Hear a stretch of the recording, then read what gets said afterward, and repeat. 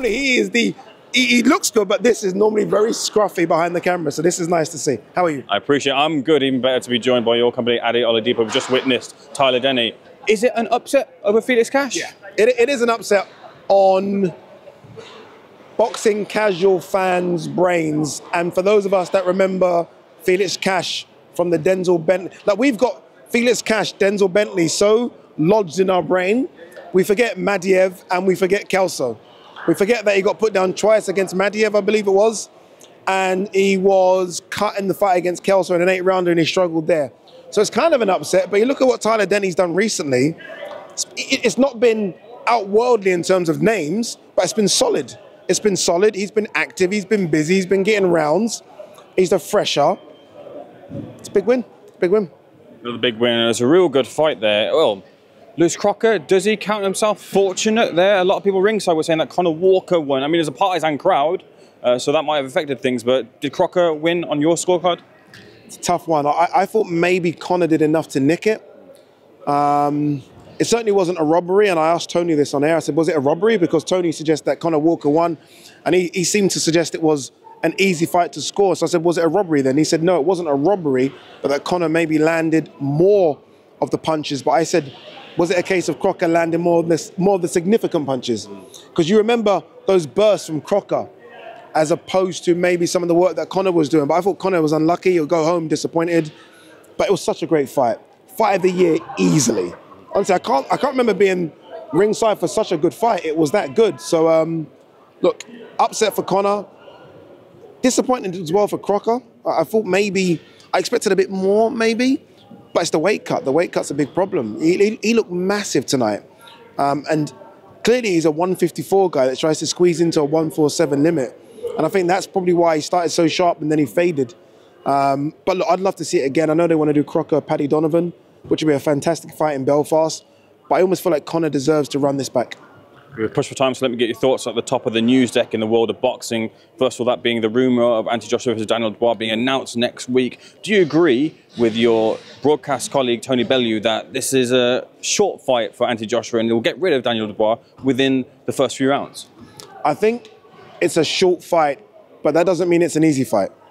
Well, I don't think this goes past 6, but it doesn't mean AJ doesn't have to come through some adversity, because what we've seen recently with Daniel Dubois is that he's got over that hump. Well done to Don Charles for helping him get over that. And you look at what he's done recently, he's had the better opposition in the ring. He's fought in his last 3 fights, he's fought Alexander Usyk, Hrgovic, and Jarrell Miller. AJ's fought Helenius, Otto Volin, and Francis Ngannou. So, you know, one's clearly fighting the better boxers, so you can't rule out Daniel Dubois, but AJ should beat Daniel Dubois. Like, I have AJ as the 3rd or 4th best heavyweight in the world, and it looks like he's back now with Ben Davison. That link-up looks like it's starting to produce some good performances. He should beat Dubois, but Hrgovic should have beaten Dubois as well. And some people thought Jarrell Miller should have beaten Dubois. So you can never rule out Dubois. You can never rule out confidence. And he's supremely confident. But I think AJ right now was also supremely confident. And one thing I saw from Tony, he said, whatever Daniel Dubois does, AJ does better. And I agree with that. I think AJ hits harder. I think he's faster. Is he more resilient?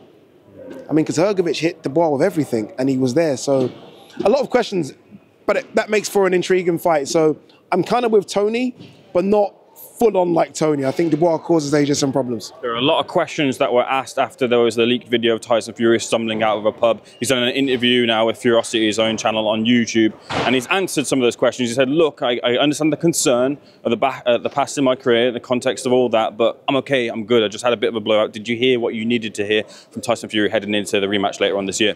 Yes, I did. And I said this on my channel as well. I don't drink like that. I have a drink. I know some of my friends that drink and fall over. I'm like, what are you doing? Some people do it. Tyson Fury had a blowout. He had a loss, he had a drink, got a bit too drunk and fell over. It's fine. I wanted to see him deliver that interview in the way in which I expected him to, and he's back. He's confident, he's arrogant, he's a bit delusional. I don't mind all of those things. You have to be confident and arrogant and delusional to get in the ring. You have to be confident, arrogant and delusional to have a chance against Alexander Usyk in the rematch. So I don't mind all those stuff. He said that it was an easy fight. It clearly wasn't. But there were points in that fight where he made it look a bit easy. So I can understand what he's saying when he looks back at the fight. He just got caught. But look, Tyson Fury is going to say a huge amount of some might say diabolical nonsense in the lead up to December 12th, and I'm going to lap it all up because he's starting the sell of the fight. This is what he does. This is why we love him. This is why we tune in. This is why he gives you the best interviews. Because, you know, once you get that mic in front of him, he's fantastic.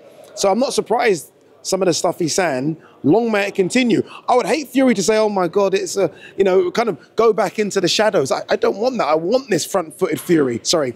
Because I think that's what we want to see. And ultimately, he needs to feed himself with that kind of talk to get up for this fight. And he's doing it. Ade, pleasure. Said I won't keep you long. Thanks for being Seconds Out, sir. He does look good, doesn't he? Look at that.